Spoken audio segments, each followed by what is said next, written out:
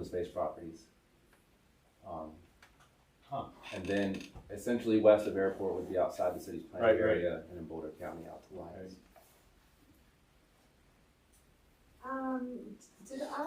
Have I seen some stuff in the media about Save Our St. Vrain, that group being against this because of some wildlife habitat that would be changed? Can someone speak to that?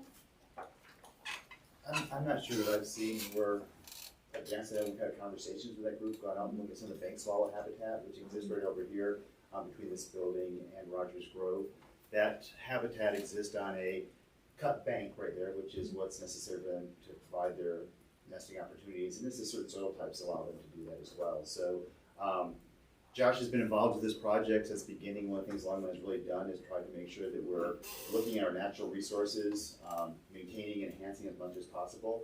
So I think there are some opportunities for us to maintain habitat in that area. That specific site will definitely be impacted, but because we have enough topography, there's definitely ways we could look at that. So Josh, you want to talk about where we are not locked into any specific piece at this point because it has not been designed yet. Right, to date, what's been completed is really a conceptual level design for this reach, including some alternatives for how we would cross Hover or bring the flows under Hover south of the existing creek. So once we do secure funding, that's the time to really sharpen the pencil and take a look at environmental permitting, final design aspects, things like that before we would go to construction. So like David said, we are aware of potential issues, whether they're environmental or otherwise, and we've identified those, but until we can secure some funding and take a closer look and hire the right consultants and subject matter experts, we haven't taken that step yet. We're also even looking at potentially constructing some artificial sites. Let's just say that. If you've been over to Walden Ponds, on one of the Boulder County properties, that old gravel pit has some old gravel piles, and the bank swallows actually made nest right into that. So we're looking at literature from everywhere from locally up to Canada that's done manufactured habitat to see if that's really an opportunity. We'll be looking at that. So that's some of the staff that I work with here, and then Bob Allen in operations that might see if we can construct that if that nesting area was impacted for more than a season. That's the other thing. Josh has some flexibility in how we, not even the design, but how we write the contract as well, so that we aren't impacting them over more than one season, because they are obligated not to impact them during the nesting season because they do fall under the Migratory Bird Act. So if they're nesting there, we cannot impact them. Once they leave those nests, we can go in there and do the work. If we could get that done in one season, that would be great. If not, we're looking at opportunities to do something. Josh, today. I think you captured it good. Great, thank you. Thank you. Other questions? One more if we can. So I think I saw one of the advantages that was suggested was that we'd be securing the interest rates over time. Do I have that right for the bonds, for like what we'd be paying in interest over time? That's where I have to look for our business services. Yeah, maybe not more in- about the biologist and engineer here. I understand that. That answers the question. I think I'm really trying to get to is like there's not much information on the financial side of this. What are the interest rates we're actually paying for? Because as we may have noticed, their interest rates have changed a little bit Right. in the past couple months. So I'm kind of curious into that lens. I can speak to that. Our finance department and staff are constantly looking for ways to address bonds that we've issued previously to see if we can get better interest rates. And so there have been occasions, we bonded a bunch of different projects over the years in the city, and they're continually not only paying them off, but also looking for opportunities to pay them down or to negotiate better interest rates. So I think there's opportunities to be looking at that over the years that we're paying it off. I don't know if we even know what we're going to be tying into yet. Okay. Time for the ballot initiative itself. Okay. And that's a question I can have it sent back to this group too. I can go to their business services group to see if we can get a better answer. That'd be great. This is on the ballot in a month, correct? And is 20 million the number? How do we know between interest rates and you haven't done the design? How did you pick 20 million? So based on the conceptual level of engineering, we do have an estimate of it's right about $21 million for total for the project. That includes roughly $15 million in storm drainage improvements, and then approximately $5 to $6 million for, out of the street fund for the bridge crossing on Hover. So combine those two, storm drainage fund and street fund, that's where we're estimating the $21 million. So in fact, this ballot initiative for 20 million was initially, what staff has been talking to council about in the past has been 15 million, and it's been increased to that 20 million to try to provide some contingency for inflationary costs that we're seeing, across the board. Also, staff is actively looking for, grant opportunities from the state and from the federal government to help fund portions of the project as well. We got a ton of money for the other part of Correct. Resilient St. Brain Correct. from the Corps of Engineers or somebody, right? A lot of it through FEMA, through the disaster recovery, through the 2013 flood. Some through HUD as well, through the same disaster in 2013. And then yes, we are partnering with the Army Corps of Engineers through their 205 program for actually the upcoming reach that's funded from Boston to Sunset. Right, that's where I read that. My Yeah, direction yeah. is correct. Right out here outside of Right. Isaac Walton, to reconstruct that levee between the creek and the pond. So our ballot initiative is 20 million plus interest, or is the total the city will pay 20 million over the bond issue life? I'm gonna, It's $20 million over 30 years, plus whatever the interest is during the period of time. It's just like the mortgage on your house. Okay, got it. And let me just add, sure.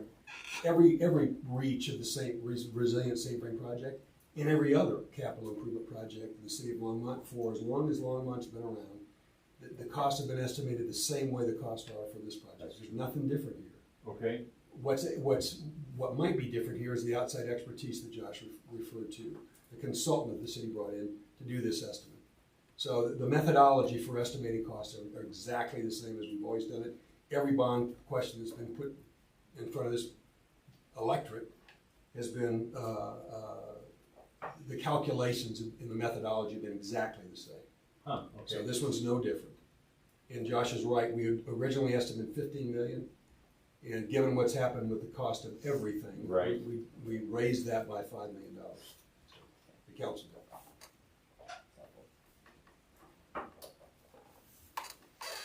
Do we need to be doing something as a board here?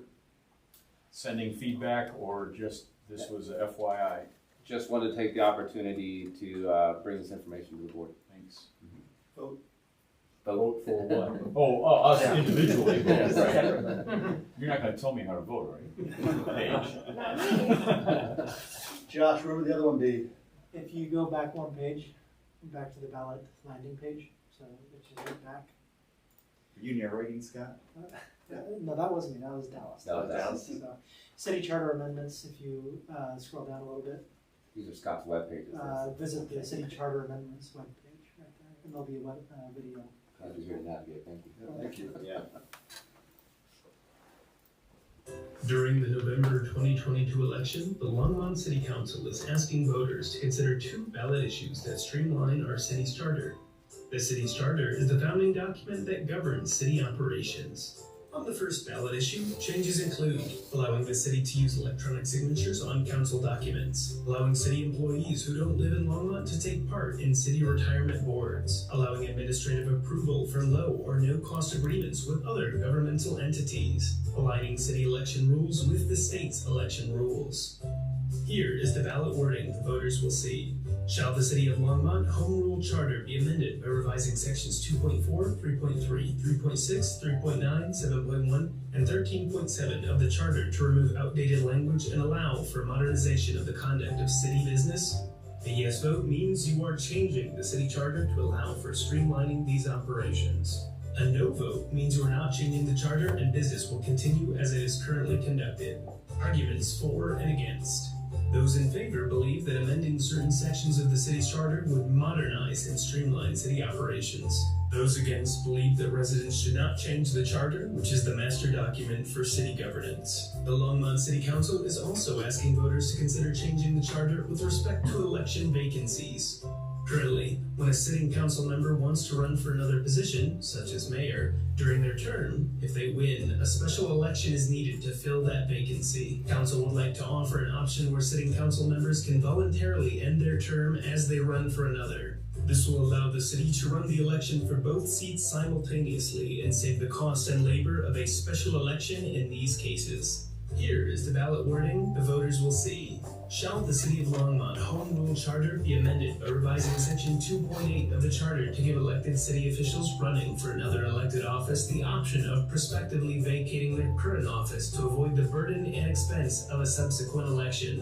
What your vote means. A yes vote means you are changing the city charter to create this option regarding election vacancies. A no vote means you are not changing the charter and election vacancies will be filled through special election if a sitting council member is elected to another office halfway through their term. Arguments for and against. Those for believe making this change could save money and time by not needing to conduct a special election. Making this change could help ensure that a mayor and 6 council members are serving the city without unnecessary vacancies. Those against believe residents should not change the charter, which is the master document for city governance. It is not clear that candidates would use this option if it were available. We ask you to spend time researching the issues, ask questions if you have them, and most importantly, vote. Election Day is November 8th. Anything else you want to say about it? This one? I have a question. What does the word prospectively mean in the charter? In terms of this change? New- Well, let me just personalize it. This was my motion, right? I looked right at you. Well, had I had the option when I just declared I was running for mayor, I asked the question: Can I resign as of election day If you win, if I one way or another? so you would be out. I would whether be you out. Win or not. And I would have done this. I would have Okay. said, look, it'll save the city. When I was elected in a special election, Right. the cost the city, as I recall, $65,000. And it was a 3-month delay between when Brian Bagley was elected, when I was elected to fill his seat. In the interest of saving money and continuity, I would have resigned my Ward 1 seat. So had I been able to do it effective election day, Uh-huh. so the city could have announced an opening. A candidate could have run concurrent, right, Right. in a special election. Had I won for mayor, it would have been continuity in Ward 1.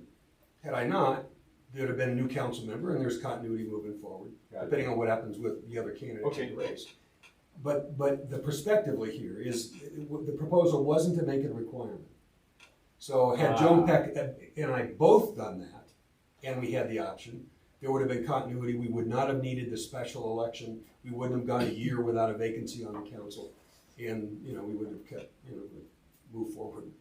I guess that was my question, was whether you are vacating your seat, whether you win or lose. Yes. Or only if you No. don't get to be mayor, You would vacate your That seat, makes win sense. or lose. Yes, great, okay. What the current rules require, if I were to announce that I'm going to resign, I'd have to do it that day or a day, 6 days, enough prior to the election, right? Ah, For a candidate to declare, right. right?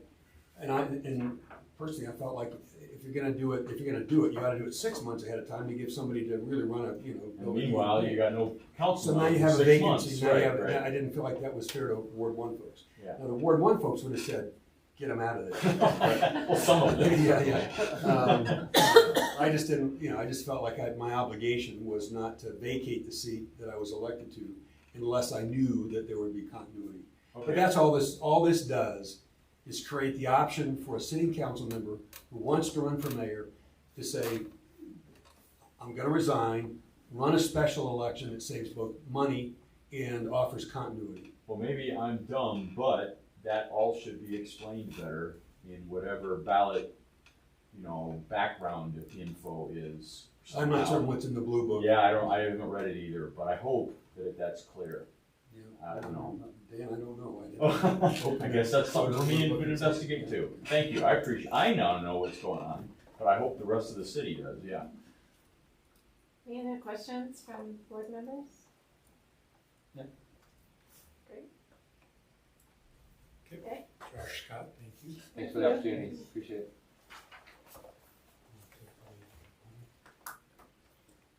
Sure. I'm gonna go ahead and maybe just do a quick introduction of a topic here that we have on this list we've talked about in the past, and it's about the historic Dickens barn that is out on Highway 119 in Slayton. And in that development, the goal was to remove the barn and the buildings. But the Historic Preservation Board has recommended if there's a way that we can keep that, we should do that. We have looked at that barn and looked at its significance and have found that it really does kind of check all the boxes of being significant to Longmont and our historic sort of settlement of this area. What we're really looking at is the fact that if the developer was able to donate this building and some property to give us access to it, would the city be willing to take that?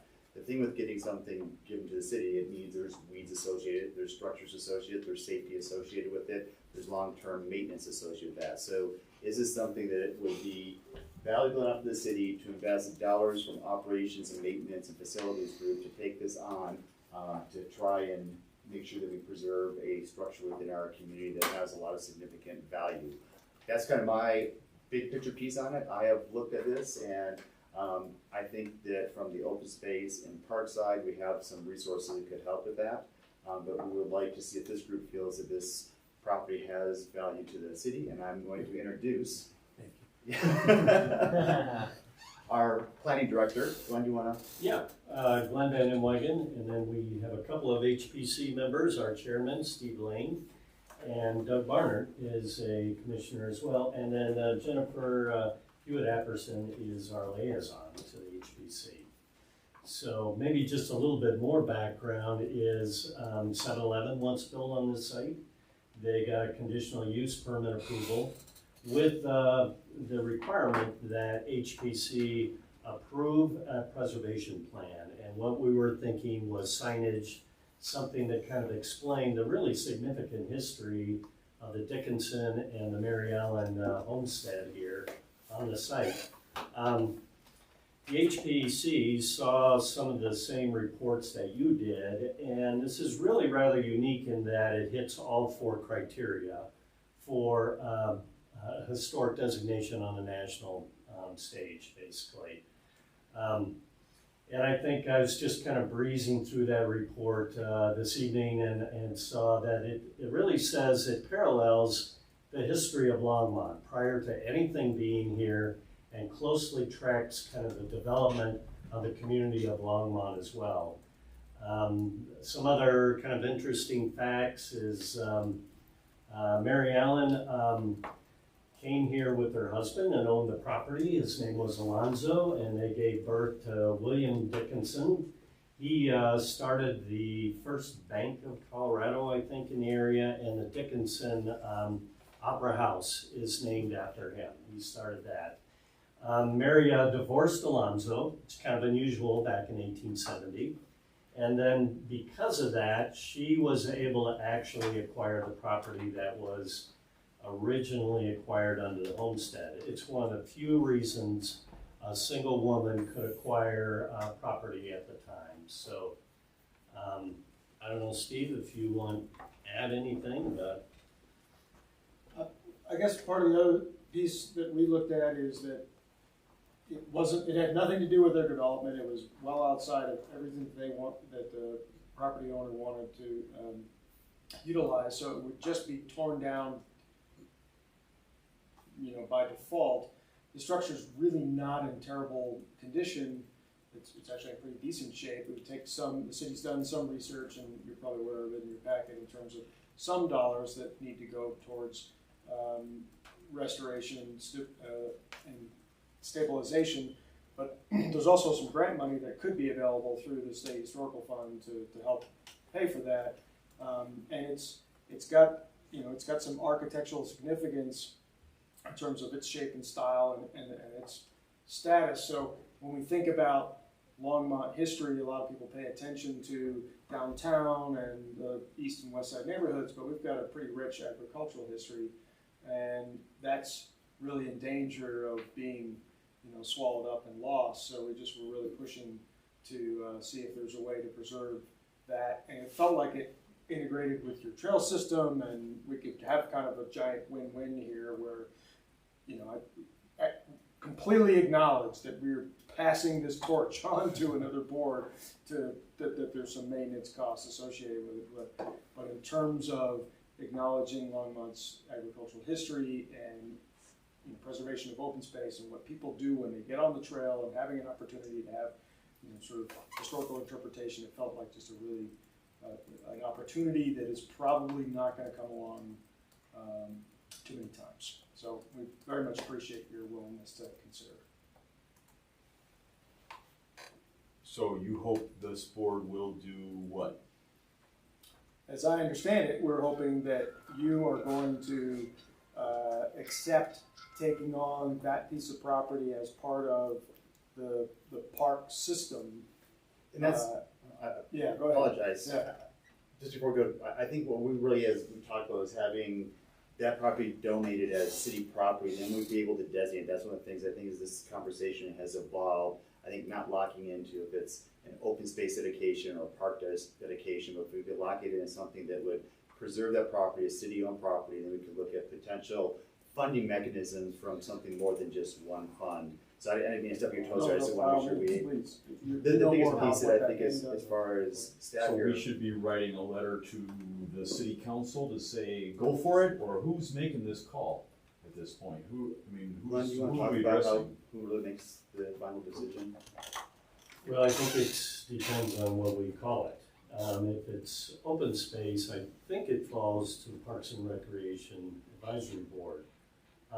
As we talked with Jeff and David, there's so much cultural richness here. We could certainly call it a cultural piece of property. It is also an important kind of view shed on Highway 119.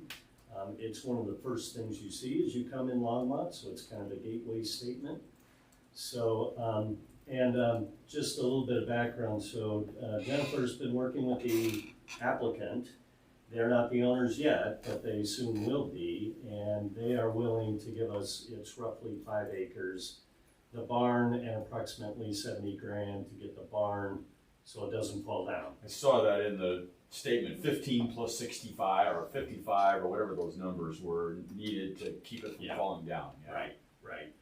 And as Steve said, we'll look for additional funding, but I think we don't want to step on your toes either at this point. So we're hoping the Parks and Recreation Advisory Board just, I guess, votes in support of accepting the dedication. Yeah, that's what I was That's curious what about. I just what I'm thinking is we- that acceptance of the dedication city and let staff kind of figure out the best way to then categorize it, and then we can move forward. I think for Jeff and Glenn and myself, we've looked at, I think if we can get that stabilization done, it gives us time to really use our new grant coordinator to try to find dollars to really do long-term planning for that property. As Steve said, I'm sorry.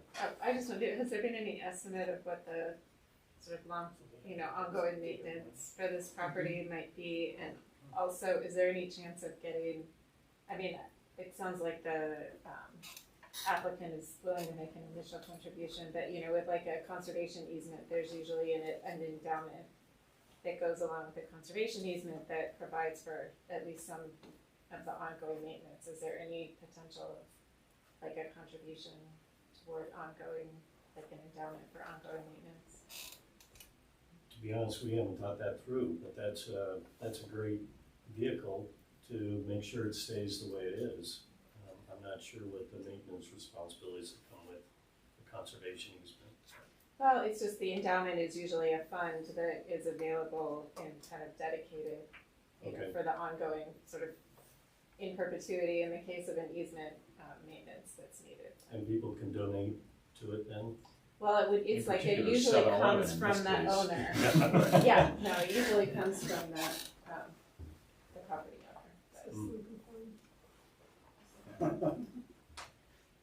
I don't know that the applicant would be, the applicant has been jumping through a ton of hoops for quite some time on this.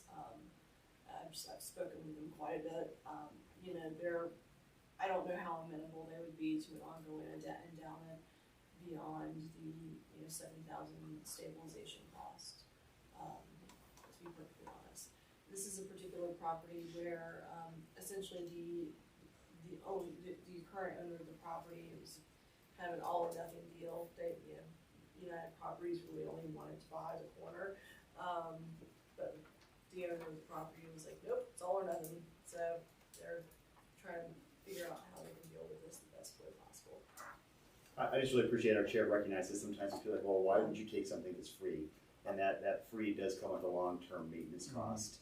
I think in the near term, what we really want to do is probably with that stabilization dollars is really get that piece in place. And then honestly, from the operational side of it, I can see our park staff or open space staff that has that weed skill management to go in there and kind of stay up on the weeds, maybe do some mowing for fire protection, and then probably doing some pretty minor fencing around it to make sure people aren't going to that structure until it's stabilized. So I think we have a pretty low threshold until we actually do get some grant funding in place to try to do some long-term planning, and I think we'd probably go into a CIP project.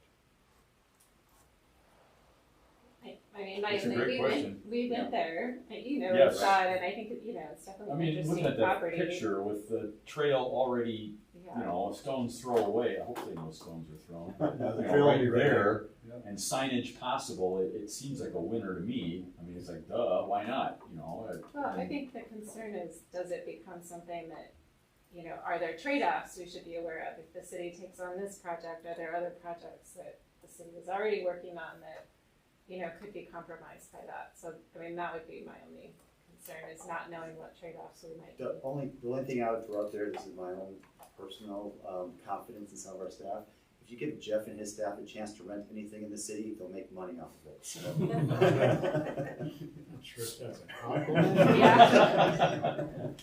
But yeah, I think there's probably long-term ways we could look at doing something that has greater value than just be sitting there looking at too.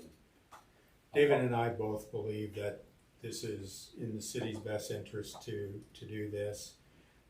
We don't have all the answers, No.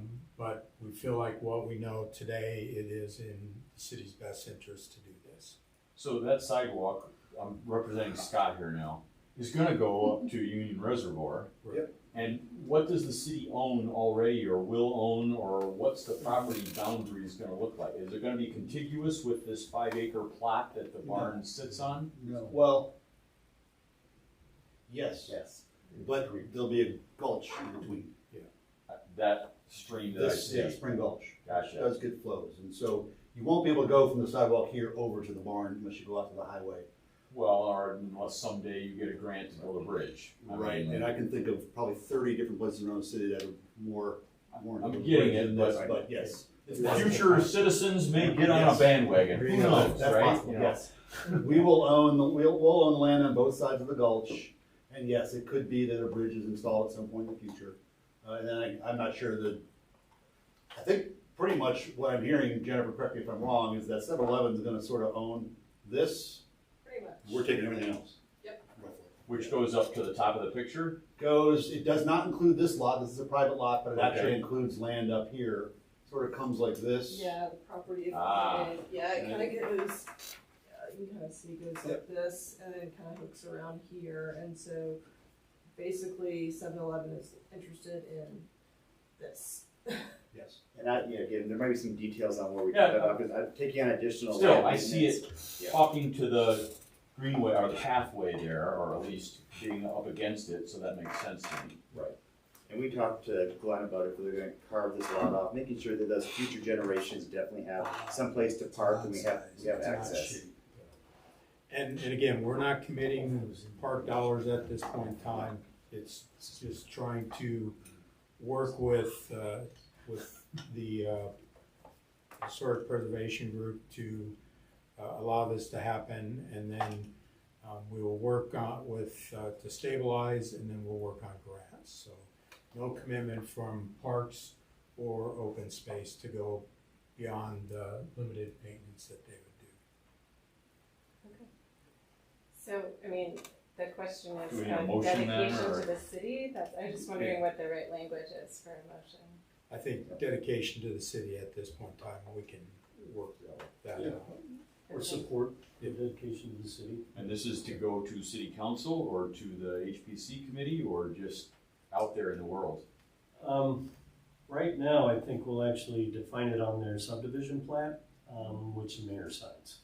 Okay. Okay. I don't know that we need a separate city council action. Okay, I mean, usually we make recommendations to council, that's kind of our job, so to say. But I mean, if all we need is hey, we're in favor, to whom it may concern, I mean, I don't know, that kind of thing. I'm not sure how to go, anybody got thoughts I about? think if you just do a general motion that says you're, Expressing support yeah, for. I think, Yeah. not directed to anyone, I think you'd be okay.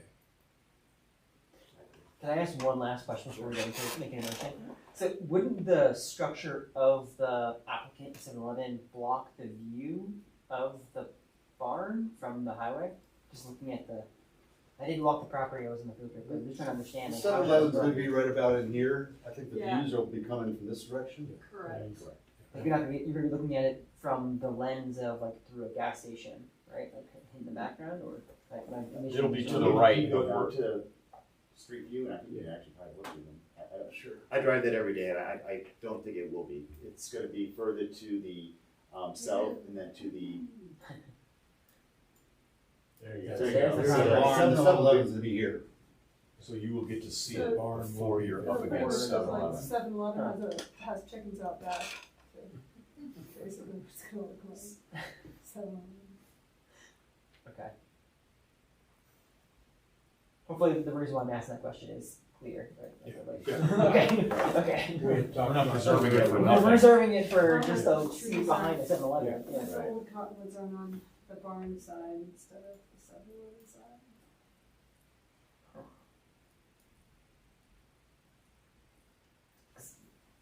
That's late 10, right? Because that's not like a highly trafficked road. It's not like.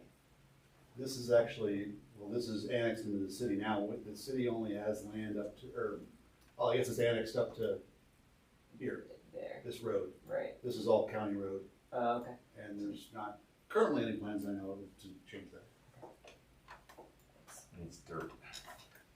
It'll become Be paved. close to Okay. Sands. Well, it'll become paved up to the Right, northern to the entrance other of side of the 7-Eleven. Yeah, right. I don't but think we're mean, making that's any something improvements over that that's at this gonna point. get out. That's correct. So we pave it for Oh, yeah. 7-Eleven. You know, Yeah, it's- so let's- Yes. Okay. All right, any other questions? Would anyone like to make a motion that crowd expresses support for the city to accept the donation of this property? I move that the Parks and Recreation Advisory Board expresses our support for the donation of the barn and the land. Anything else? To the city. To the city. To me. Fine print. You can get gas in the morning, be right next door. Yeah, and Slurpees. Yes. Great, okay, do we have a second?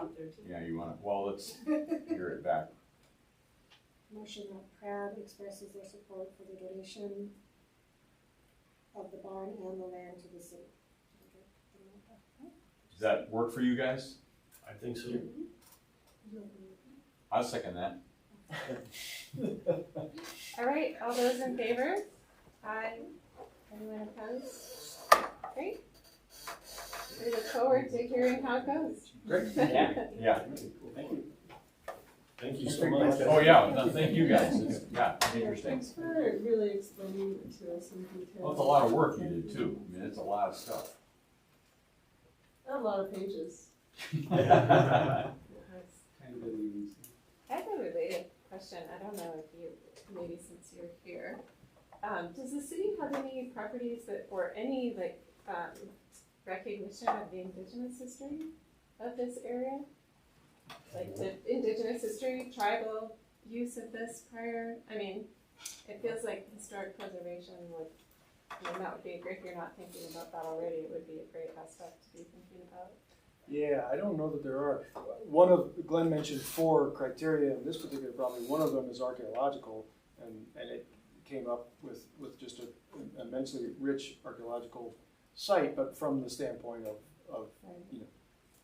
Agricultural history, right? Yeah. So it's still not that far Yeah. back. I think I don't know, it's not my area of expertise. We do have a board member whose focus is archaeological history, so we can certainly ask her and see what she knows about it. But nothing I comes would to mind. appreciate that. That's, it's not that far back. It's the same era that we're talking about, that Chief Niwot was here. Right. And we keep have a moving company on top of some of the land. We have a BioLife, like plasma donation center on some of this land. It's so far beyond time for that to happen, so I would love that to happen.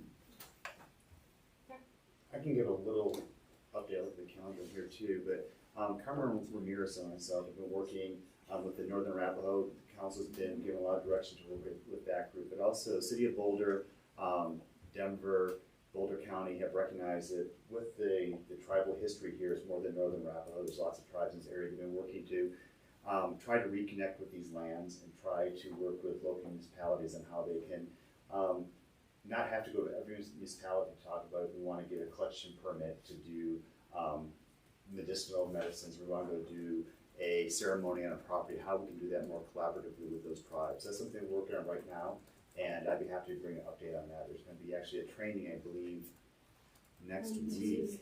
Yes, at the museum. So the museum has probably a little closer tie to some of the historic pieces, but again, I think the ongoing pieces, we're trying to keep that conversation going, and we're doing more with the tribes to make sure that we're including them in some of these conversations. Same way if we buy an open space and we go to the public, say, what should we name it? We want to make sure we're reaching out to the tribal members who are in this area and say, we want you to have a voice in that too, even though you may not be geographically next door to this property as our community is, that we recognize that there's a cultural connection to this property too. No, we do not with commercial properties as we're concerned, because that would be more you, Glenn. As we're considering sale and the use, and the changes of use, I'm thinking of just west or just east of Main Street, south of the creek, that is tribal land, and now it's going to be drive-through. Do we consider that? Does the planning commission ever consider what was here, the historic significance of what was here, if there wasn't a brick and mortar structure like the Dickens Opera House? Yeah. Well, on most every property, we do have a survey that's done from a historic standpoint. We have surveys of a lot of sites already. So if any of that rises to the surface, it's something that is considered, and it may require HPC to get involved. I haven't been here that long, so I don't know if we have done what we have done in the past, or whether it's ever come up. No. Not to my knowledge. I think it hasn't. I think that's why it's used car lots and moving companies on. It'd be great, David, if you could, we can add that as just an update. I've heard a little bit about what City of Boulder was doing. I didn't know it was sort of a broader effort, so maybe we can add that as a future topic, just to understand. I did want to say that the interpretive displays at the Sandstone Ranch Visitor Center, that does touch on some of the indigenous people that were here in this area. It's somewhat small, but it's there. So there's something at the Sandstone Ranch Visitor Center there for those who want to see it. Great. Sorry, you made me on the spot. Just a question I did not ask. Especially good day, thank you. Yeah, pretty big. Okay. Anything else on that topic? Great. Well, thanks so much to you guys all for taking time to join us.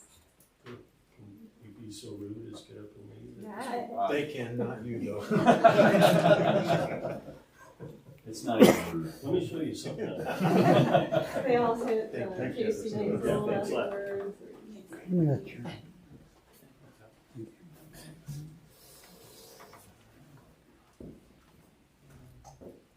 Board candidate interviews? So something new to this board, we started this during the June appointments, is having the board and staff conduct interviews of candidates.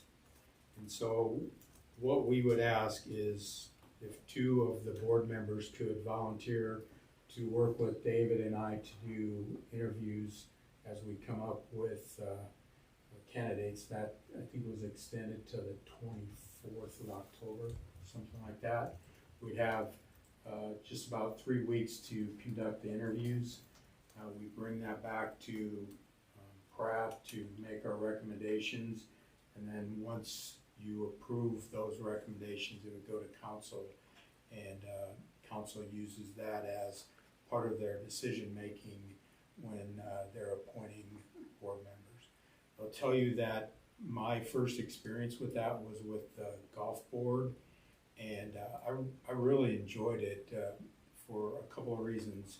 It allowed us to have some input on who was on our board, and it really gave me the opportunity to work with a couple of the golf board members that I really wouldn't have had the opportunity to get to know them better, and so it was a really good experience. So anybody interested in? So does city council still do the same process that I think we all remember? Yeah. Right. This is just preliminary then, or ahead of that in time? Or, Is this like a well, one-hour here's the process? difference. okay, The previous process, we decide correct. what you need. In this case, you decide what you need, and then you make a recommendation. We're only gonna interview the people you recommend. Ah, So okay. rather than, if you have 2 openings and you interview 5 people, you'll make 2 recommendations. At least that would be my preference. I think in some cases, you've got people who this group might say, gosh, you do these are good candidates. But I'm not interested. I don't think the council's interested in interviewing 5 candidates for 2 spots. You do the interviews. The council still wanted to have a say in this. Well, So we would. by required. No, I don't know if it's required. Whatever, but yeah. So we'll interview who you recommend, and it'll be, and they'll also enjoy a 5-minute interview. But it'll be after they've been properly vetted by whoever this board believes ought to be in the process.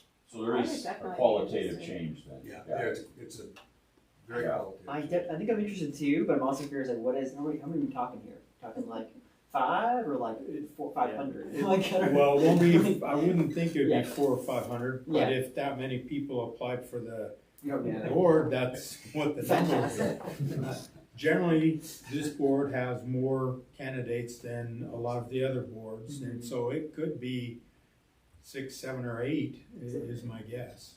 Okay. And we scheduled them for a half hour, 45 minutes is what we've done with the golf board. Oh, like they get a half-hour interview? Yes. Wow. Yeah. Wow. Depends even for you guys. Yeah, that's quite different than our experience. Yeah. Right? I wouldn't have made it through a half-hour interview. I I see it right right through me. Like, phew, feel bad for these people. Over the course of like a month, Mm, 2 weeks. mhm. Yeah. Got it. We only had 3 people apply for the golf board for two openings, Yeah. and we did them all in one afternoon. But David and I will work with your schedule and make sure that it works for you as well as the candidates.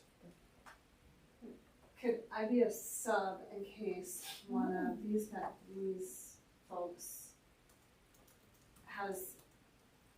does not have the ability to make an interview? Does that make sense? That makes me Because- feel happier. Yeah, well, Raise my because hand, I just in case. am don't like- want anybody down. my schedule looks terrifying, so thinking about you. Well, in light of that and being a retired guy, sure, I'd help. There you go, yeah. Okay. My schedule's There's options. wide open. You were the same guy that said you had a busy day I today. got the golf and tennis. Oh, I think your recreation schedule might be one of the I like. So, I'll never be able to- could we go with Paige and Nick and then have, Oh, sure. I I think- didn't realize you were already volunteered. I had Sorry. like semi-volunteer, but I think you might be in a better position given the. I didn't mean to step on toes. No, if you guys want to do it, go for it. that's up to you all. I mean, I think we jumped in. Okay, I didn't catch that. But I Sorry. think if we need backups, I think. Okay. And we have No, Aaron and no, Dan. that's great. Thank you. Anything else on that? You'll just be in touch with us on Yeah. scheduling. Once we hear from the city clerk about 4 candidates, And when does it close? it was the 24th or 26th of this month. Don't hold me to that. I don't remember who we're losing. I think Jeff and Minoj Yes. are Oh, up. And they can reapply. Yes. oh, okay. Okay. They, if they both apply, we would need to interview them as well. Great. Just to be fair, and the other thing that we do is that the interviews are recorded so that if council would ever want to go back and look at those, they would have access to those. I'm glad they're doing that. I think that's great. I could never imagine how council could remember all of those people they saw for 5 minutes on like all the different boards. They couldn't, that's part of the reason. That's how we got through. That's how we're all here. That's why we got through. Yeah. I really applied for the golf board, but Yeah. Here you are. Okay, should we move to old business? Sure. So, just as a reminder, I think we talked about this at the June meeting, and I don't have a lot to update, but just kind of let you know where things are at. At the June meeting, you all had mentioned that you didn't like the quality of life tax name. And so we are working on a new name for that, and that will come in the next several weeks, because it's my understanding we're going to council on the 15th of November, I think it is, to make a presentation to you all so that you can give us direction of, are you crazy, or yeah, go forward kind of thing. And can you just Yep. say a little bit about what Yep. you will present? Well, I'm not presenting, Well, number but one. the global At least I you. don't know that I am. You'll probably draw the short straw. Yeah. So multiple divisions are going to be involved. The library is just finalizing a feasibility study. Part of that study has identified that there's a need for additional funding in general for the library, as well as the potential to do 2 branch libraries. One would be a smaller storefront type of library, and the other one could be up to 30,000 square feet. That could have maker space or provide services that are not currently available at the Longmont Library now. Recreation, we've talked about including a 90,000 square foot new recreation center. The potential of that new, that larger library branch could be connected to the recreation center. The museum has also just completed a master plan that includes an expansion to the museum. That would also be included. They also have some donations that would help fund some of the expansion that they would be doing. And then there would also included is additional funding for parks to help build more parks, would be my hope, as well as doing some things that are currently not funded. Did I miss anything with that? And then kind of the other thing that's being talked about that could be included is the Performing Arts Center. A couple of years ago, a number of groups in town had done a study to see about bringing a joint venture, is what my understanding is, where it'd be a public-private partnership that would bring in the performing arts. Again, that's kind of out of David and I's area, but I know Harold and the city leadership is talking about how that would fit in.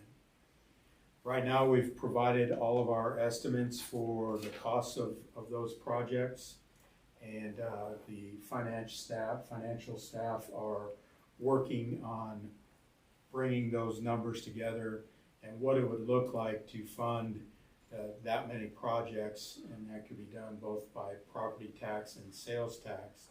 and that information will be presented to council, and we will get their direction on moving forward with all of it or what their priorities are. So kind of a quick summary. The next step, if council supports that, would be that we would start doing a public process to start going out to the community and talking about what those projects look like, some of the things that might be included in a rec center or another library or park, as well as the thought would be is that we would bring the boards together, advisory boards, and do some joint meetings to talk about how we support each other in moving forward with the election. And if Ben will bear with me because he gets tired of this story. But when we built the rec center, we did bring. You want me to tell it? We brought a number of the boards, advisory boards together, and it was really a good way to have each of the boards educate each other on what their needs were. And we feel like that's a very important piece of what we'd be doing with this possible tax as well. So that's kind of where we're at right now. And you would also at some point talk to us about sort of how the board can engage Yes. in support of a ballot initiative or in the public process initially and then subsequently. Yes, yeah. Remind me, how big is the current rec center at Quail? 63,500. So 90,000 is bigger. Yes. 1.5x. Okay. Yep. Gotcha. And we were gonna do some kind of polling of the audience. Right. Has that happened, or no, it hasn't. But so we arbitrarily decided 90,000, or you guys did, or yes, based on what we believe the need is, we are about ready to go to bid for master plan feasibility study to help us identify that, and there will be some public process with so that. council approved money for a feasibility study? Yes, they did. Well, it's been a while since we've met, so we're kind of behind the times here. So we had $40,000 budgeted in 22 to do the master plan, and then there is a recreation impact fee that is collected when developments or homes are built. That fund has a little over $2 million in it. We have asked and have appropriated $150,000 to help towards this study. Okay. And specific to the recreation center piece. Correct. Kind of like before Pool and Ice, and kind of like before the rec center 20 years ago. Yes. Got it. Okay. Yeah.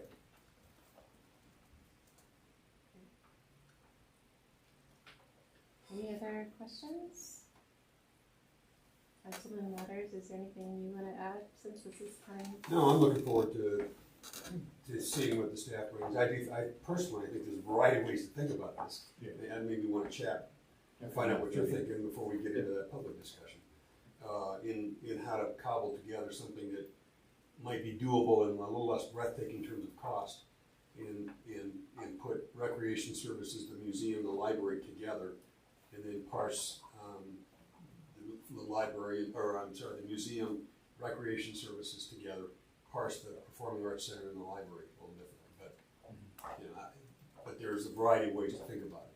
So the good news is we're thinking about it, and we're about ready to get into a public discussion. So I'm glad to hear it. It's got a date before council. My son says he needs a place to hear real music. So a bunch of kids in this town. Extremely boring, and we need an actual music venue. So. I agree. Well, you just wanted kids. Okay. Anything else on that? Nope. Well, thank you. Great. Okay, so we'll move to discussing items from the packet.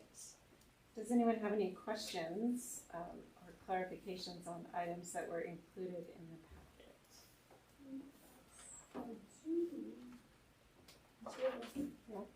So Parks and Forestry operations with timber. Says that there's installation of cameras at various park locations. Feel obligated to ask why we're having cameras survey us in our parks.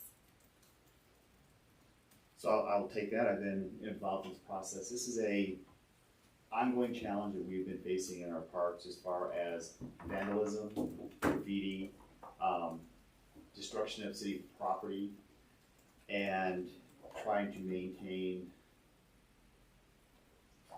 how people find those, following those rules and rights even after hours when we don't have staff out there. So it's been an ongoing cost. The city is trying to figure out how we do it with staffing, how we do it to the replacement of those facilities that get destroyed, how we manage the costs associated with the graffiti removal.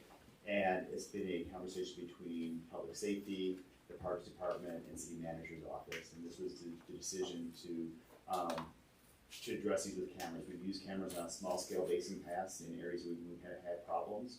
So we'll be putting these cameras in parks that we know we have known problems right now, with the idea to kind of build this out throughout the city, from the downtown area to our parks as well. It's being done with a grant that comes out of a group in New Orleans actually, and they actually will keep the data for us, so it's not like people sitting around watching this stuff happen.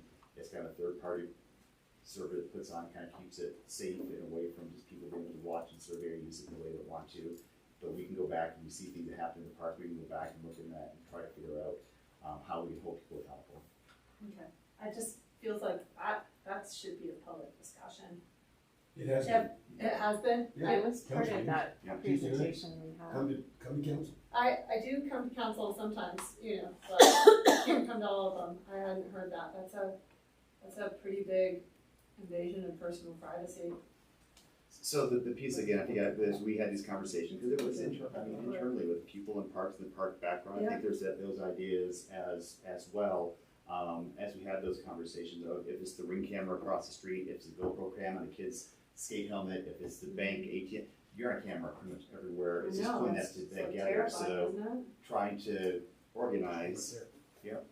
Yeah, well, I do that, and I know that because I came with the board, and I'm willing to be on camera to say that it's a little scary that we're now surveilling even more.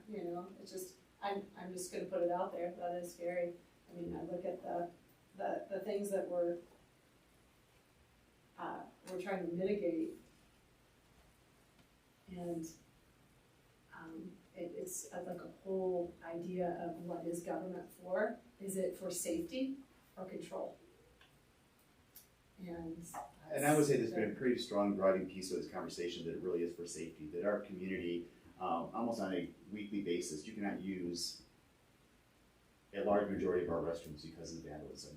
On almost a daily basis is the tagging, the graffiti, and the vandalism in the parks that is causing staff to not be able to provide for safe manicure upkeep of parks because they're focusing on corrective action against behaviors that really should be taking place in our parks, keeping them safe. So I really do think it was a conscious decision on. Yeah, I would argue that graffiti is not a safety issue, but it's. And we've had in some of the parks for quite some time, we've had cameras. All of our recreation facilities have cameras and have for 10+ years, if not longer. Again, we don't have somebody that's sitting in watching it. It's there. If something happens, we can go back for the record and try to identify who caused the issue. I think Dan had something, and then Manoj. We missed Dan Wolford going away. That was in Did we? last month's. And Yes. yeah, it's like, how did that happen? Was that when you guys were at Woody the other day when I saw you, Dave? No, we actually just did somebody a else? little. Yeah, that was somebody else. This was Okay. actually Dan. We actually did a little going away party for him out at Union. It was a nice kind of celebration, but it was He didn't want a whole lot, but it kind of got hard. So with Dan's background and experience, You people, just kind of snuck that in at the end I of the previous month's thing. It's like, wait a minute here. Okay, wow, that's a big deal. Yeah, it really is. And as we go forward, I'll throw another out there. This is not where it belongs. I'll probably do it in the staff updates. But Kathy Cron is now going to Erie, so I'm down Dan and Kathy. So kind of those people that keep me looking good and know what I'm talking about. So we're on a hiring binge right now, yes? I mean, well, I think you open tap. That's what I'm trying to get done as fast as I can, yes. and I appreciate Ben's updates, but I didn't see, when did the bathrooms close again in the parks? Is that you guys or is that? That's us. Okay. And it should have been Third Saturday in October? Yeah, so It's coming soon. it was yesterday. It should have been the first Monday. The tennis guys were asking on Sunday, we think they're open, and people went and used it, but then we're like, what date is it quit? They were all Yeah, through. the second It's weekend happening. of October, which was, yesterday was the last day. And why did Okay. they close? Pardon? Why did they close? Because the pipes freeze. Yeah, I mean, they just pick an arbitrary day, they go on in April and off in October, kind of like daylight savings. Let's have that discussion. I know, that was a good one. Well, no, I was just curious why they closed it, because it just always seemed like when I was in, like the good months to use the park with your kid where it's not hot, you know? Right. It's like, you're like, where's my kid gonna be?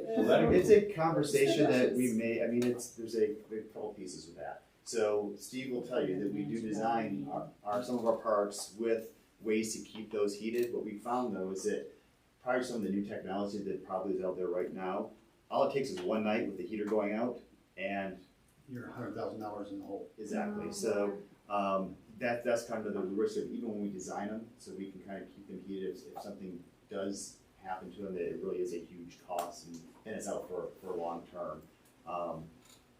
There are some technologies that can probably do, pretty instantaneous notifications to someone that we have a leak.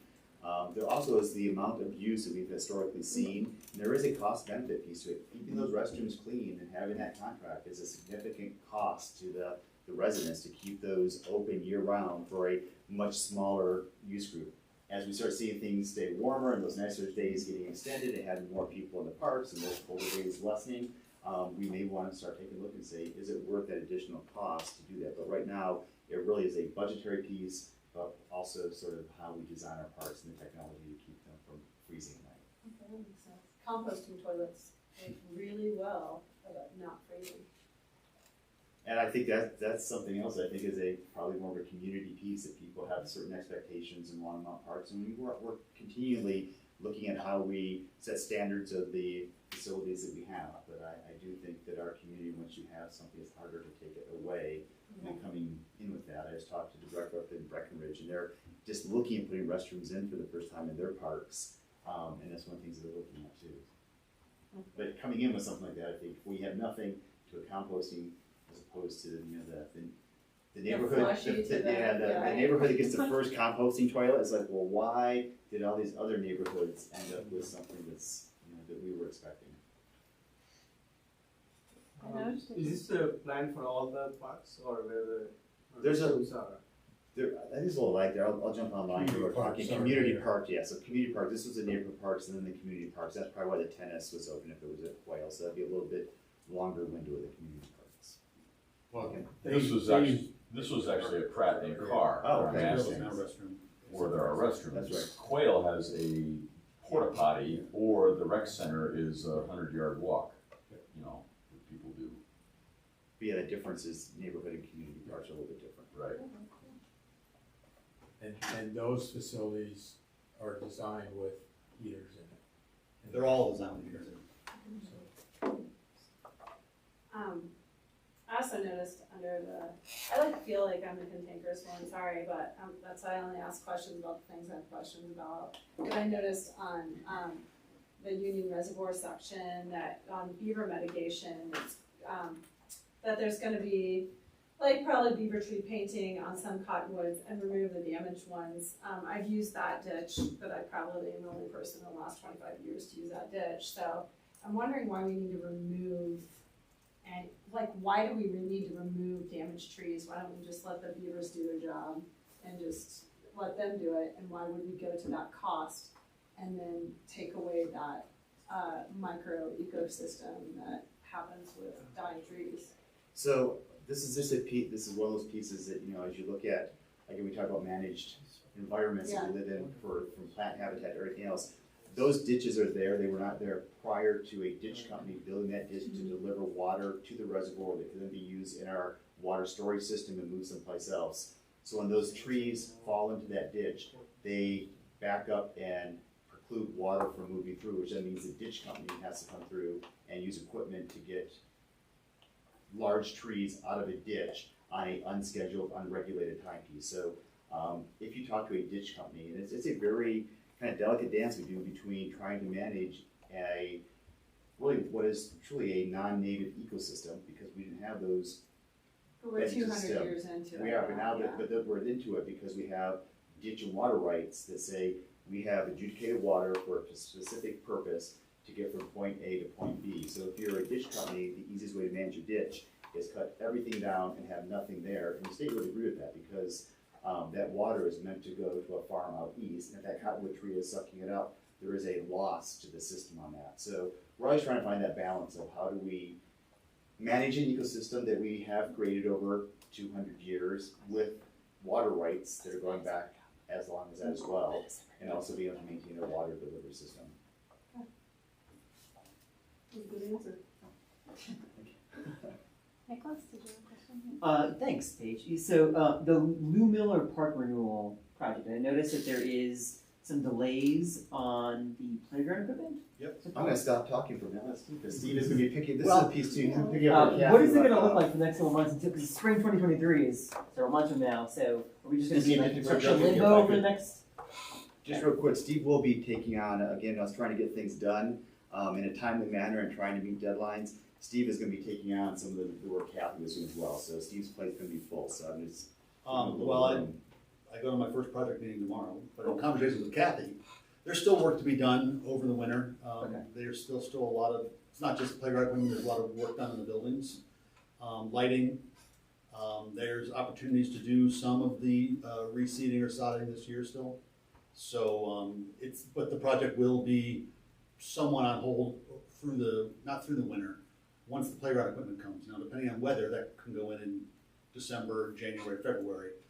I don't know exactly what the date is offhand, but it's gonna hold up doing some of the plant, because you have to put the playground equipment in first, then you have to do the concrete, then you have to do the poured in place surfacing, then you do the landscaping irrigation around it. So you can't do the landscaping irrigation in December. So it's gonna push some of the project till next spring, tying loose ends up that they couldn't do over the winter. But they're gonna try to get as much done over the winter as they possibly can. Okay, got it, thank you. I think my concern is just like, we're just gonna like have fencing and construction equipment there sitting for months because. There will be fencing in that part only through the winter, playground but areas. as we get areas buttoned up, we'll open those up as well. That's it. I had just a couple questions. One, I noticed it said that Boulder County is soliciting open space and trail grant requests, and that staff would bring this to Crab in October. So why did Dan not do that? Yeah. That was one that should have fallen, probably should have fallen on my plate to do that, but I will work with Jim Crick and we'll have something for this group by the next meeting. Okay.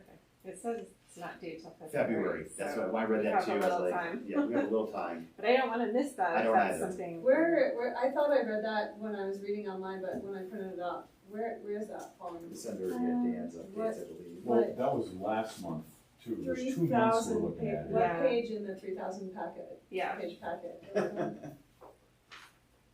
It was just a bullet under the updates.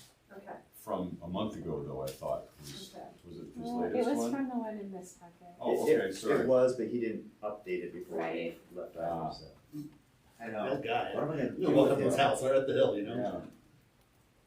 And then my other question was for you, Jeff, about, it said Ice Pavilion sponsorships clarified and updated, and I just wondered what, I think, That's on the dashboards, the signs on there. but did you, are you getting new sponsors, or, cause those signs have been there really long time. Do you have the answer to that? We're always getting new sponsors. There are new dashboards, so we're in contact with the current ones, and Sam Calhoun, who's kind of taken on our sponsorship realm. The Memorial Building is allowing us to kind of explore additional venues for that, and not just on the national boards, but throughout recreation. We actually talk about it tomorrow. So is there someone that kind of goes around to businesses and like She offers? will. She's Because that would be great. she has her contacts and kind of knows to the ground, looking for the doubt. She has other responsibilities too. We don't have a marketing person in recreation, so we kind of do our best with it. And so we're not great at it, but she's a lot better than we've been before. So we're actually pretty excited going forward with developing some new opportunities, bringing in a little extra revenue. And what's her name? Sam Calhoun, she's recreation coordinator. H-O-O-N? That's dazzled by that beaver thing. I bought another beaver thing. Okay, any other? Sam also does Rhythm on the River, Longmont Lights, triathlon, turkey trot. Strider Rider this fall. Oh, that's a fun one. Okay, cool. Yeah, I just long thought that there were probably untapped sponsorship opportunities for the Ice Pavilion, but someone has to ask. There are untapped potential all around recreation, but trying to find an opportunity to do it and have it fit with what we already have and the vision for how things look is always a balancing act. So, we're actually talking about a rec center banner tomorrow. Awesome. Great. Any other questions from the packet? If not, we can go to items from staff. All right, I will go first. So I'm going to give a little bit of an update on a topic that has not been approved by anyone yet, but is a topic that this group knows. Except for me, a lot Jody about. said I Exactly.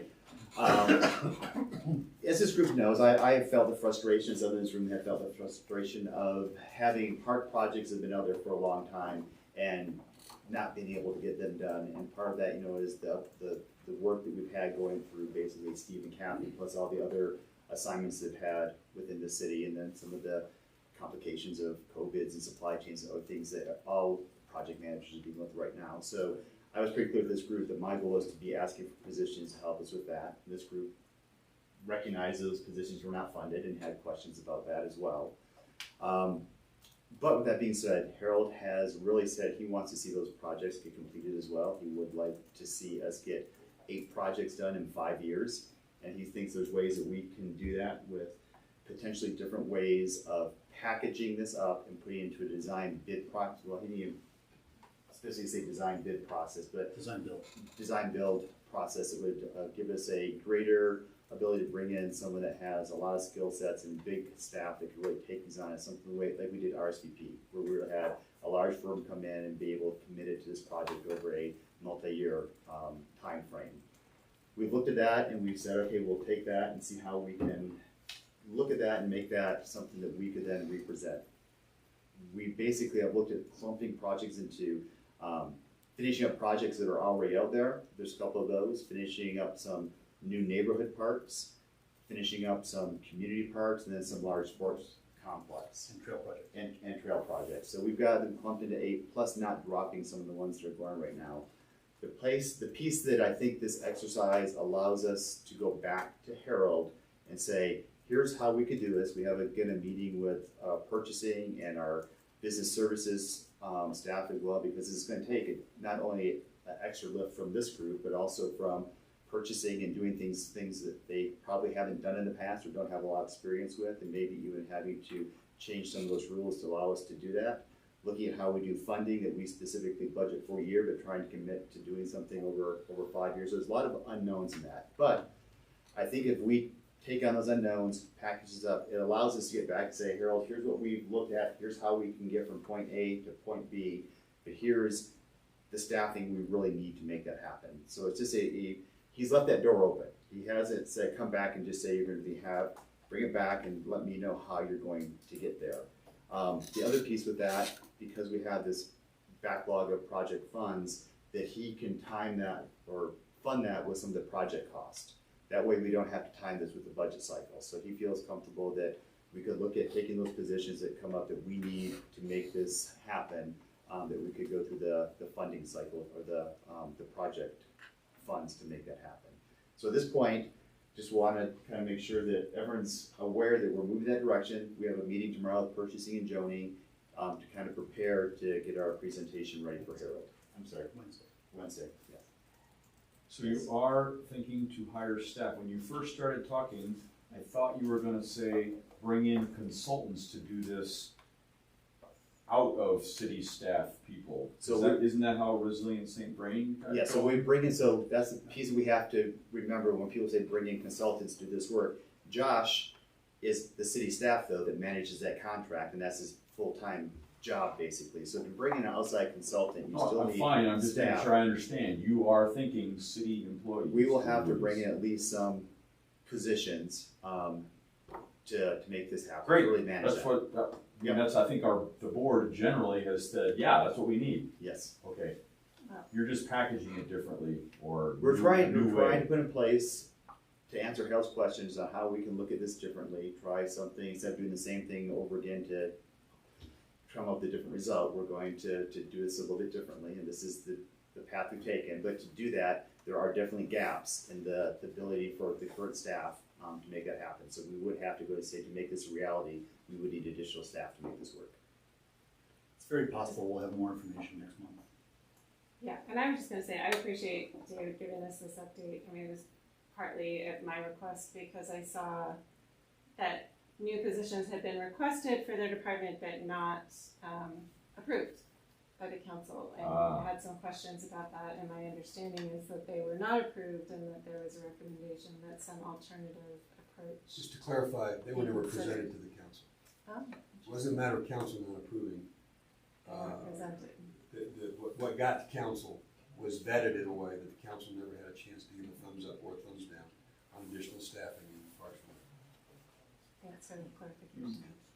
But, you know, my concern remains that this is a department that I think we've all agreed is significantly understaffed, really capacity limited. I mean, I'm all for, you know, trying new approaches, but I personally think it's going to be challenging even to do that kind of approach without, as you say, some new capacity. So Yeah, it won't happen without yeah. capacity, I'll tell you that.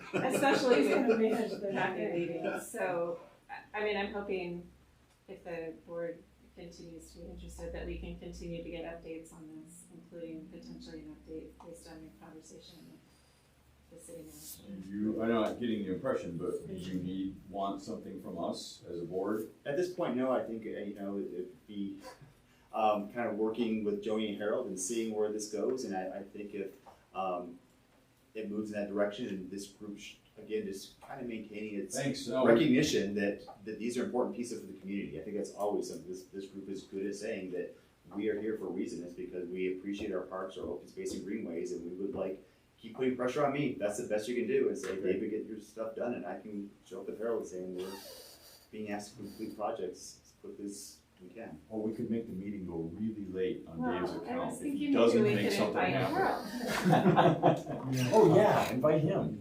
Oh. That's a good idea. You always have great ideas. Seriously? Well, I do think we should consider, depending on how your meeting goes, if we could have, you know, if it's Harold or Joni or someone, if there's a different approach that would be valuable for crowd to hear about. If you could let us help somehow, Yeah, I appreciate we'd like that. to help, I guess. Yes, that's what you're saying? Mm-hmm. Yeah. The nice thing is I think the enthusiasm is there. If we can make the numbers work and the staffing work and everything, I think from Harold and leadership, I think the enthusiasm is there, the same enthusiasm this board has.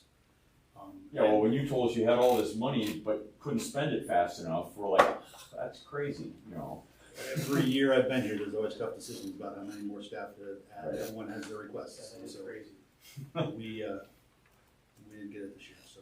So Jeff, just to remind me of something that, like, I've thrown Joni's name out a couple of times. I think this group is probably, you know, known who Dale Rademacher has been in the past, of which the deputy city manager, you know, was in charge of PW&R when this group was reporting to Public Works and Natural Resources through through some of the reorganization, this group now reports to external services, which is Joni Marsh, and she's the assistant city manager in charge of external services. So she has come from a planning background, and she's got some creative ways of looking at things and looking at funds rather. Because Jeff also reports to her, so there's recreation funds, there's park development fees, and she's looking at different ways we can use some of those dollars that maybe we haven't always looked at. I think in more of a holistic way, because Jeff has always been the same thing, saying that, you know, get those parks built. So, So, this is a weird question. Who does What's the Harold, question? who does Harold report to? City council. Okay, alright, just checking. So let me just build on Yeah, it. You asked did they need anything from you? The answer was no. I need something from you, right? The council needs something. Ah, okay. Harold's, I hope he feels under the gun. If Harold were here, I would say it exactly the same way.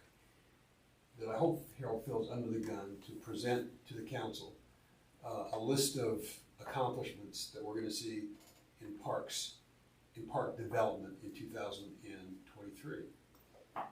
Not to put more pressure on that name right there or on either of these two fellows. But the expectation is that if we didn't add the 4th FTE that he requested, I think it was 4, and I made my own recommendations, right, in terms of staffing in the Parks Department. If we're not gonna add personnel, that doesn't mean anybody's off the hook to produce. Right. We got a $18 million and a 20-year backlog that has to be cleared. So the way it's gonna get cleared is taking a different approach to staffing, to give him what he needs, and to give David some additional staffing that they'll buy out of capital improvement budgets, I guess. I mean, I don't know if that's the way it's gonna work or not, or a design build process. But that doesn't mean we don't owe it to you and to them, our pickleball community, and to the rest of our recreation community, clarity on what you can expect this year. And I hope you show up every quarter to the council meetings in 2023. I'm expecting that list in the first part of December. We're gonna vote on a budget before we get a list. And I've in the public meeting, I said, you know what, you're gonna wanna vote prior to the time we get the list. I'll vote for the budget, but I'm gonna do it with a caveat. We're gonna get a list in the interest of accountability. Right. What the city's accountable for, Right. 2 parks, this advisory board, to our recreation community, pickleball players and others. What you can expect from us in 2023. With the understanding that nothing's perfect, and if we don't get it all done, we damn well better account for what we did and what we learned and what we're gonna get done in 2024. Because what we've been doing up to this point, to just keep adding more to his plate, without the personnel to get it done, is simply not fair. Right. And it's not only fair, it's not clear, it's not as genuine as it should be, right in the whole budgeting process. So the way we've been doing it, we're not gonna do anymore, right, as far as I'm concerned, and I think that's shared by other council members. So that's where you can help, is to not let anybody off the hook. Hold me accountable. You're gonna hold these guys accountable because you get a shot at them every month. Don't let this council off the hook. Show up at least quarterly. Just curious, where are we with this list of projects? What can we expect over the next quarter? So when we're here, you can report to us. So I'm happy to. Anybody want to have a cup of coffee and talk about the questions to ask or how to nuance it? I'm happy to do it. I just think we need to be much clearer and way more aggressive than what we've been.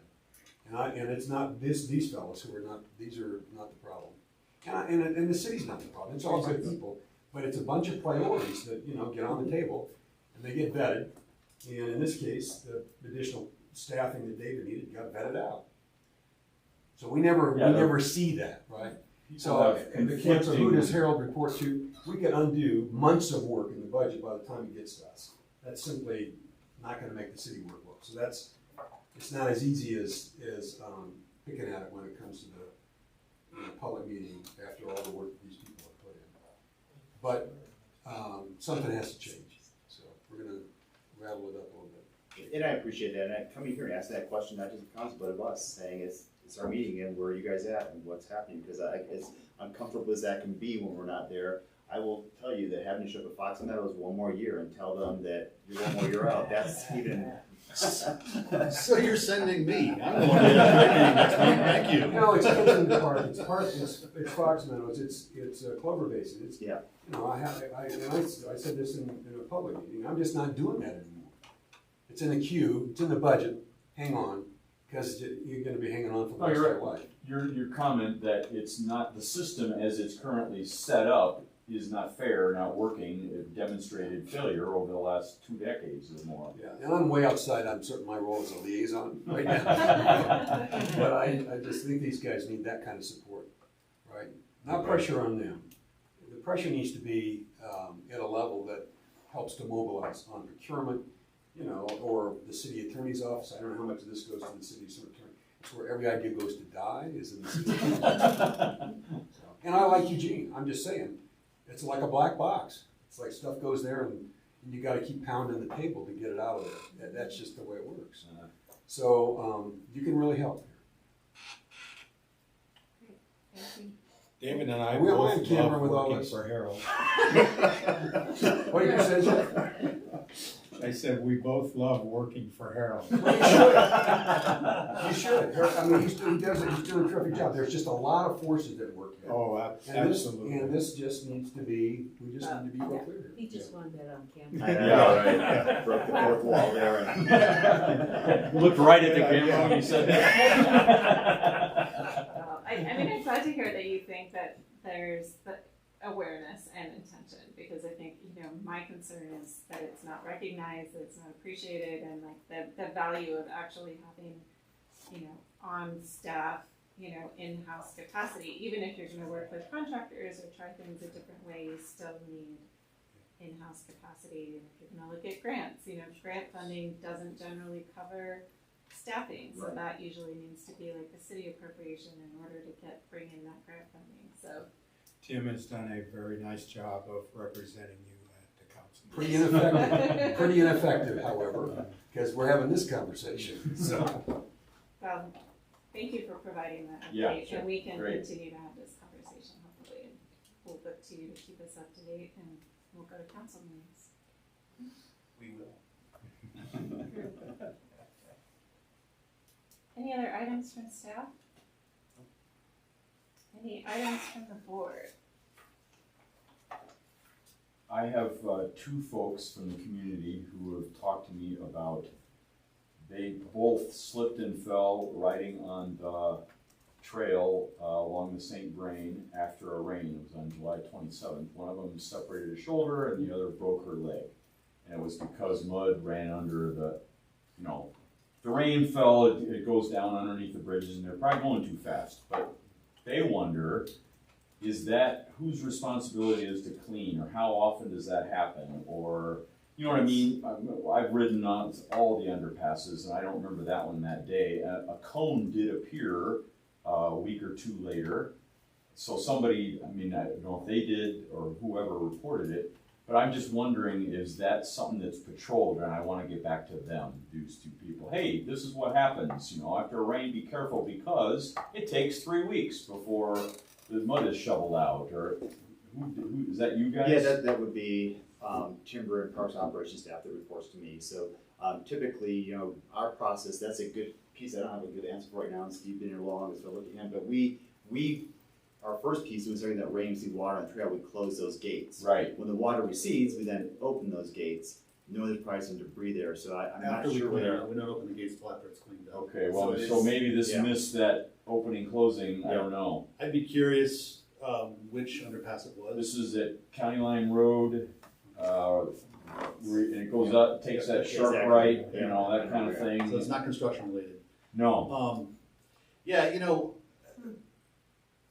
we have a limited maintenance staff as well, and they're trying to get eyes on all of our system as frequently as they possibly can. okay, I don't know the frequency that we have our operations staff drive the entire Greenway Trail, but I can tell you that one good thing that's come out of what we've done this year is that we have a ranger program now, so now we have more eyes on our trails, and hopefully that communication is there to be able to, you know, if Bryce were out and saw a dangerous condition, he would be able to report it to Timber, to get it addressed, rather than just waiting for somebody to go by and see it. well, so my answer to them in the short term was, you guys could go on to the either the phone number or the webpage and report this. Right. Unfortunately, after doing that from the ER doesn't give you much satisfaction. So, you know, if you, first, you know, you gotta go slower on a rainy, or a post-rainy day and then report it sort of thing. But I'm just curious, so ASAP, but that might take days or weeks. I can tell you, we don't sweep our entire trail system on a weekly basis. Gotcha. And I think the other piece is too with that, what I'm hearing is kind of something, when they open that gate up, if there's debris on it that they can see that looks like it's gonna be a hazard, I'm sure that's gonna be clear before that gate gets open. Okay. If you're seeing that silt, that's where, probably the slippery stuff. Probably that's what it was. That thin, silty layer that's on there is maybe less than a quarter inch thick, when that stuff is that clay, slippery stuff that could be something that, we're like, oh, we look through there, it's clear, there's no debris, there's nothing on that, and then. All talk right, to thanks. Timber and At see. least I'll have presented, I can tell these folks, we'll see what happens. And you also present to them that a lot of our underpasses were made as flood control, that we secondarily get to use them as recreation, but their primary purpose is flood I control. think anybody who's going that fast on the rec path is already a problem. I'm trying to be nice. That's well, I mean, and just explain to them that that's what it is, and that that hopefully that we can always continue to use it as a recreation option, just to keep their litigious thoughts Yeah, I think away. Thank you. I'll get back to them. Any other items from the board? I would do. Yeah. I'm sorry, I have one more. Acting. Is that, you're gonna keep acting and sitting at the table here, or has Ben taken over, or what's Trying to get it right. Well, the position, there is a new position that's been created for community services. So let me back up a little bit. Karen Maroney was the director of the community services department for many years. She retired end of March. Harold has determined that the department is too large. It's going to be split up into two pieces. One being recreation, library, museum, and the other senior services, children, youth and family, housing, and what was the administration. Currently, Joni Marsh, who David talked about, has posted both of those positions, and I have applied for the rec, library, museum position. The deadline for that is tomorrow. Once I determine if I am selected to move permanently into that role, recreation will need to have a new recreation and golf manager, which Ben is acting in that role right now. If you get this position, you won't come to this board anymore? Yes, I will continue to be. All right, I was gonna have to go. That's right, I was gonna go in there. No, I will continue to do that, so.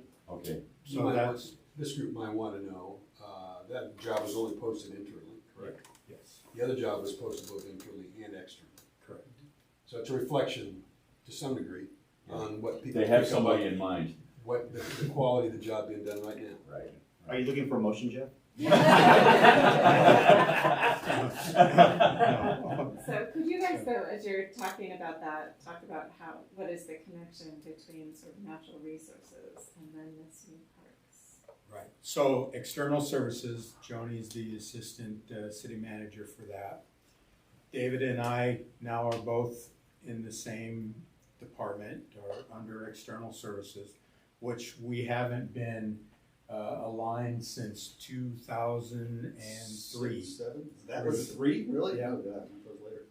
The year after the recreation center was built, Parks and Rec was split. Recreation was moved into community services. What was community development became public works and natural resources. So we've worked close together, but now we have somebody that will help us work in the same direction. David and I, fortunately, have always worked very closely together, but the goals that the department he was in and the department that I was in didn't always go the same direction. And now working for Joni, I think that we'll have some guidance that's alike, and you'll see better things come from both of our areas. So, And that yeah. won't change with this No. split No. within. No, so parks will stay over with the natural resources group as well. You don't become his boss or vice versa. Got it. Thanks. Any I other? was just curious. Sorry, are you gonna come to these meetings too? Yes. I am Here's his a softball. Whack! I'll go where I'm needed. Gotta give up your Monday night bullet. Did you have Yeah, something I would else? appreciate David for the help. I needed help on a ton. Artificial turf has to be delivered to the dry creek, and he immediately came for the help that day. Very welcome. It was a volunteer coordinated project. They didn't have all the coordination it needed, so I coordinated it. So yeah, they did a great job and it turned out fine, so thank you. So, describe it. What's changed? So the Dry Creek Park has a cricket pitch, and it has a 100 by 15 feet artificial turf. Has to be glued. As of when? It's there? Yeah, it is there. Wow. always been there. It's been, No, but not this latest. You're saying something new. No, it's not new. Oh. the new turf on the concrete that they used for the pitch was replaced. Ah, okay. Yeah. I remember the thing before. I thought maybe you expanded the field or something. So you No. just replaced what you had. Gotcha. Don't Thank put you. ideas in his head. So every 5 years, Right. it has to be replaced. Okay. And again, just like with the new park piece, that operational piece sometimes see the backlog too. And I think we had a great volunteer group that's willing to contribute some time and effort to get something done. And it just lined up with trying to achieve a goal that we all wanted to get done. Yeah, the next day was rain, so I wanted to finish on that day. Otherwise, if it is rain, the glue was. Oh, yeah, I went out and looked at it, it looked really good. Thank you. You're welcome. I would like to give kudos to Taylor. That the volunteer coordination it's a model for, I work with other cities and their recreation programs, and it's such a model. She's doing a killer job of that, and it's so easy to volunteer and so rewarding, and you know, all the places I volunteer, the follow-up is fast, and she like caters to your volunteer needs. It's awesome. Well, thank you. She's been great, and that all goes back to Dr. Waters helping kind of push that volunteer program through, because the city had one early on when I got here. It had been kind of dismantled, and I knew it was a piece that Longmont really wanted, and we used the Rose Gardens kind of kick off as a demonstration of that, and it has done a great job. And Yeah. having worked with the county and saw how many Longmont volunteers showed up at county events, and know we had so much work here in our own community, it's like we have just a great untapped resource, and the community has been great. No, we need that in like all the different sectors of the city, because I just hear so much stuff where we need, and there so many people are willing to help in so many different ways, and so volunteer coordinators great way to spend money. Awesome. Yeah, we had Taylor when she was brand new. We should have her come back. Yeah. To get an update.